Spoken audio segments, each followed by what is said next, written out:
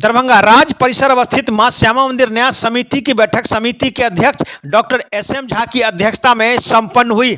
बैठक में 14 एजेंडा पर चर्चा किया गया। बैठक में सभी सदस्य उपस्थित थे। वहीं श्यामा मंदिर को किस तरह और किस प्रकार से और सुसज्जित किया जाए, इस पर विशेष चर्चा किया गया। वहीं आपको बताते चले कि दान पत्र जो है वह अब पीतल के स्वरूप में दिखेगा, जिस पर की सहमति बनी। आपको समिति के जो सह सचिव है उन्होंने बताया कि बड़े बड़े मंदिरों में जिस प्रकार से पीतल का दान पत्र रहता है उस प्रकार से दान पत्र बनाने पर सहमति बनी है। वहीं दूसरी तरफ आज के बैठक में सबसे खास बात यह रही कि 2 दिसंबर से नवाह यज्ञ का आयोजन होना है, इस पर विशेष चर्चा किया गया। वहीं दूसरी तरफ कई बिंदुओं पर भी चर्चा किया गया। विज्ञापन दाता जो हैं किस प्रकार से विज्ञापन देते हैं उसमें नियम में परिवर्तन किया गया। इस संबंध में आज के बैठक में क्या क्या निर्णय लिया गया, क्या क्या किन किन बिंदुओं पर चर्चा किया गया, अधिक जानकारी देते हुए मां श्यामा मंदिर न्यास समिति के सह सचिव श्रीपति त्रिपाठी ने दी जानकारी। उन्होंने क्या कहा सुनिए। दरभंगा दर्शन न्यूज से मनोज झा।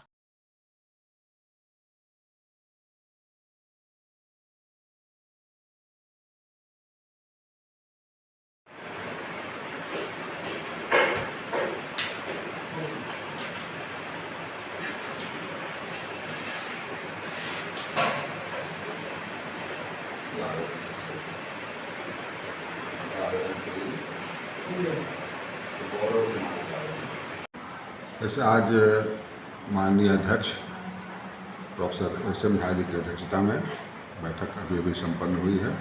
इसमें कुल 14 एजेंडे थे, जिनमें मुख्य गत बैठक की कार्यवाही की संपुष्टि, कार्यान्वयन प्रतिवेदन और मंदिर प्रांगण में जो विज्ञापन वगैरह विज्ञापनदाता देते हैं उसकी शर्तें निर्धारित की गई कि क्या शर्तें होंगी और श्यामा भोग जो हमारा चलता है उसमें गुणवत्ता कैसे आए, इस पर विचार किया गया। न्यास की विगत बैठक के बाद जितनी निर्माण समिति की बैठकें हुई या प्रबंध समिति की बैठकें हुई उनसे न्यास समिति को अवगत कराया गया और उससे न्यास समिति ने अपनी सहमति व्यक्त की, सब में उसको अनुमोदित किया। ये हुआ कि मंदिर को और थोड़ा सुव्यवस्थित किया जाए, कटघरा वगैरह को, दान बक्स को सुव्यवस्थित किया जाए, इस संबंध में विचार किया गया और निर्णय लिया गया कि बिल्कुल पीतल का, जैसे बड़े बड़े मंदिरों में होता है, पीतल का कटघरा हो, वहाँ दान बॉक्स भी जो हो वो पीतल का हो, ताकि उससे भक्तों को जो शिकायत मिलती है कि दीप जलाते हैं तो आग लग जाती है, वो स्थिति नहीं आए, इसलिए उसको सुव्यवस्थित किया जाए। और सबसे बड़ी बात थी कि नवाह यज्ञ का संचालन, चूँकि 2 तारीख से 11 तारीख तक सुप्रसिद्ध नवाह यज्ञ है, 2 दिसंबर से जो बहुत ही महत्वपूर्ण है और बहुत उसमें कार्य करना पड़ता है। तो उसके संबंध में प्रबंध समिति ने जो निर्णय लिया था उसको न्यास समिति में रखा गया था स्वीकृति के लिए। मुख्य रूप से उसके लिए संचालन समिति बनाने की बात थी।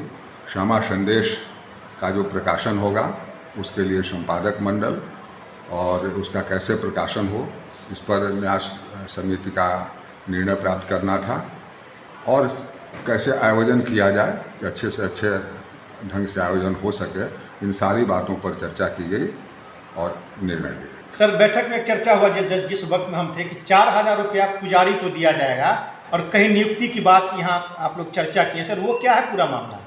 देखिए, एक मंदिर है तारा मंदिर, और तारा मंदिर के बगल में एक महादेव मंदिर है। उसमें बहुत पहले से एक व्यक्ति पूजा पाठ वगैरह कर रहे हैं, तो उनका आवेदन था कि हमको कुछ पारिश्रमिक नहीं मिलता है।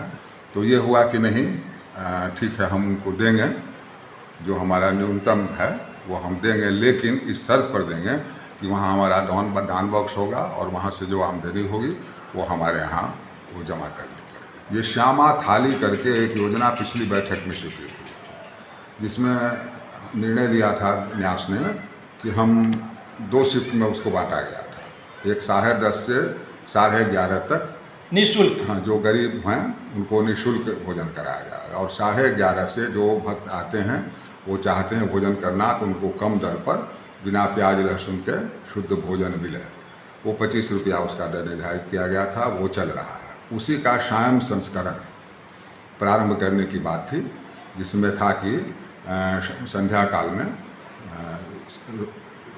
ये पूड़ी, सब्जी, हलवा और चटनी, अचार वो उसमें दिया जाएगा। वो नवरात्र में चला भी, लेकिन उसमें भक्तों की कोई अभिरुचि नहीं दिखी, इसलिए वो तत्काल उसको बंद कर दिया गया है, अभी नहीं चल रहा है। लेकिन श्यामा थाली वाला वो चल रहा है और निरंतर उसमें जो लाभुक हैं उनकी वृद्धि हो रही है। तो सर, इसका जो राशि आता है उसकी अलग कोई कोष है, अलग कोई समिति बनी हुई है जो, या नाच समिति में ही उसका न्योरा ब्यौरा होता है? नहीं, वो उसकी जो राशि आती है वो कॉन्ट्रैक्ट पर दिया हुआ है, कॉन्ट्रैक्ट पर है, जो व्यक्ति चलाते हैं, और वो मधुबाला सिन्हा जी उसकी मतलब प्रभारी हैं, उन्हीं की देखरेख में वो चलता है। और उसमें जो आमदनी होती है, थाली का हिसाब होता है, और उसके हिसाब से उसमें 1 रुपये प्रति थाली हमारे कोष में जमा होता है।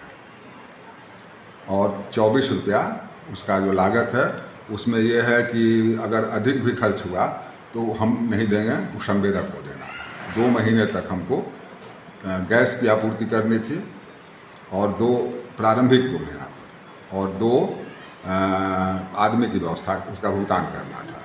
वो 2 महीने तक किया गया। उसके बाद से हमारा दूसरा कोई व्यय नहीं है, लेकिन 1 रुपया वो प्रति थाली हमारे कोष में जमा हो। तो ये